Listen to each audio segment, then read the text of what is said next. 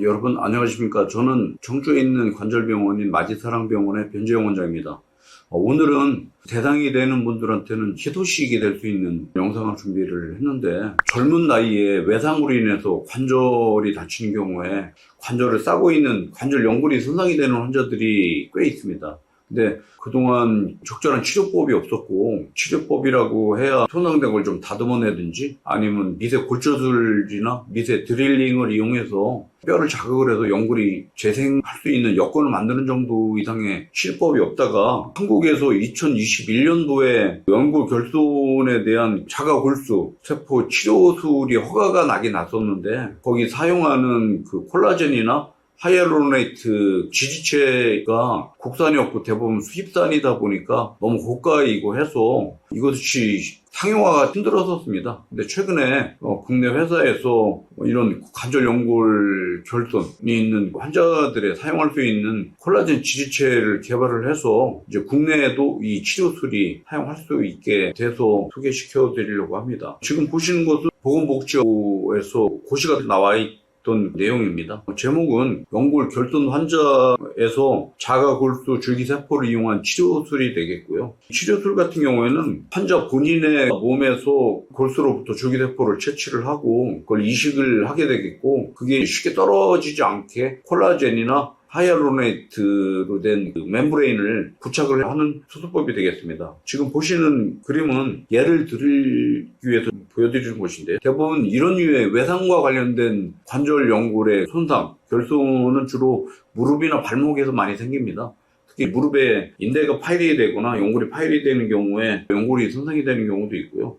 우리가 발목 같은 경우에도 삐이는 경우가 많지 않습니까? 이때 인대에도 손상이 되지만 관절 연골도 손상이 되는데, 그냥 단순한 손상이 아니고 연골이 떨어져 나오는 경우가 있거든요. 이런 경우가 오늘의 그 치료 대상이 될 것 같습니다. 이런 관절 연골을 저희가 의학적으로는 초자연골, 또 다른 말로는 하이알라인 카틸리지라고 하는데, 이 초자연골 같은 경우에는 연골 세포 주위로 콜라겐이나 프로테오글리칸 같은 세포의 기질들이 세포를 싸고 있다 보니까 한번 손상이 되면 재생이 잘 안 되는 그런 한계점이 있긴 한데, 이런 특성으로 인해서 외부의 그 충격을 흡수를 하고 마찰을 감소해서 연골의 손상을 적게 하고, 그럼으로 인해서 관절이 오래 쓸 수 있게 할 수 있는 게 초자연골이 되겠습니다. 손상된 초자연골을 재생하는 치료법에 대해서 소개를 시켜드리려고 합니다. 모든 연골 손상에 적용이 되는 것은 아니고요. 몇 가지 제한이 있습니다. 첫째는 나이가 15세에서 50세로 한정이 되어 있고요. 또 하나는 손상의 정도가 그 ICRS 그레이드 3에서 4단계 정도 되는 어느 정도 진행된 손상이어야 인정이 되고 있고요. 또한 크기도 면적이 2에서 10cm 제곱센치 정도 되는 크기여야지 인정이 되고 있습니다. 수술 과정을 설명을 드리겠습니다. 먼저 환자의 골반으로부터 골수를 채취를 하고, 골수에서 줄기세포를 농축할 수 있는 그런 장비를 이용해서 그 원심 분리를 이용해서 분리를 한 후에 손상된 연골을 다듬어내고, 연골 안에 있는 뼈에다가 가는 구멍을 뚫고 줄기세포를 이식을 하게 되는데, 줄기세포는 물같이 되어 있기 때문에 반 고치 상태로 만들고 그 위에 콜라겐이나 하이알루로네이트 같은 물질의 지지체로 부착을 하는 과정을 통해서 수술이 끝나게 되겠습니다. 저희 병원 같은 경우에는 이미 제대열 유래 줄기세포인 카티스템을 관절경만 가지고 절개 없이 시술을 현재 하고 있기 때문에 자가골수 줄기세포를 이용한 치료술에도 절개 없이 할 여건이 되어 있습니다. 한국 같은 경우에는 2021년도에 허가가 났지만, 앞서 말씀드린 대로 콜라겐이나 하이알루로네이트 지지체들이 외국산이다 보니까 고가여서 비용이 많이 들기 때문에 시행을 못하다가 국내 회사에서 최근에 지지체를 개발을 하면서 사용할 수가 있게 되겠고요. 그러다 보니까 국내에는 아직 이런 임상적인 연구에 대한 논문들이 많이 없습니다. 그래서 몇 개 외국 논문을 무릎에 2개, 발목에 2개 정도 논문을 발표를 해드리겠습니다. 지금 보시는 논문은 2015년도에 발표된 논문이 되겠고요. 9명의 환자에서 무릎의 관절연골 손상에 대해서 환자 본인의 골수에서 채취한 줄기세포를 이식을 하는 수술법을 시행을 했다고 합니다. 이 환자들 같은 경우에는 평균 나이가 43세였습니다. 최종 MRI 검사상에서 모든 환자들한테 MRI상 초자연골과 비슷한 형태의 연골로 재생이 되어 있었다고 발표를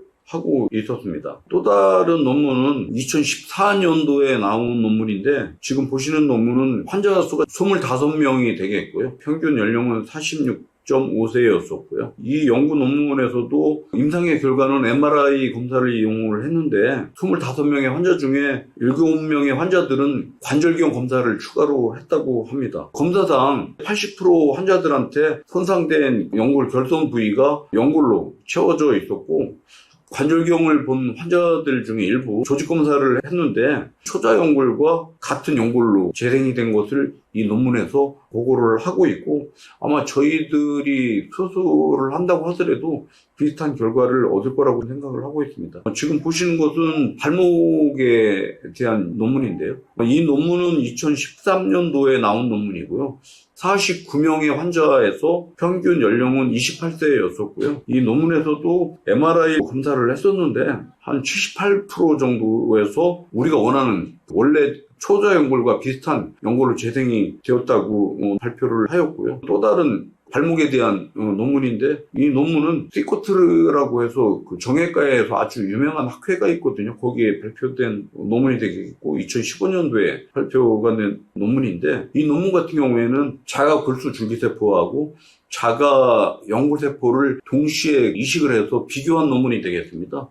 어떻게 보면 좀 의미가 있는 논문인데 이 논문 결과에 보면은 한 2년 정도 경과된 시점에서 자가 연골 세포를 이식한 그룹하고 골수 줄기세포를 이식한 그룹에서 스포츠 활동에 복귀하는 정도는 비슷했지만 골수 줄기세포를 이식한 경우에 좀 더 결과가 좋았다고 하고요. 연골의 재생 정도를 MRI를 통해서 확인을 했는데 자가 골수 줄기세포를 이식한 경우에 연골세포를 이식한 경우보다 초자연골로 재생이 되는 게 더 높았다는 논문의 결과가 되겠습니다. 오늘은 외상과 관련돼서 관절연골로 손상이 됐을 때 자가 골수율의 줄기세포를 이식해주는 치료술에 대해서 소개를 해드렸습니다. 그동안 국내에서는 치료법은 허가가 되어 있지만은 시행을 못하다가 최근에 이제 시행이 될 수 있는 여건이 돼서 소개를 시켜드렸고 아마 우리나라에도 무릎이나 발목에 관절연골 손상된 환자분들이 꽤 많을 것으로 생각하고 있고요. 이런 환자분들에게는 희소식이 될 수 있는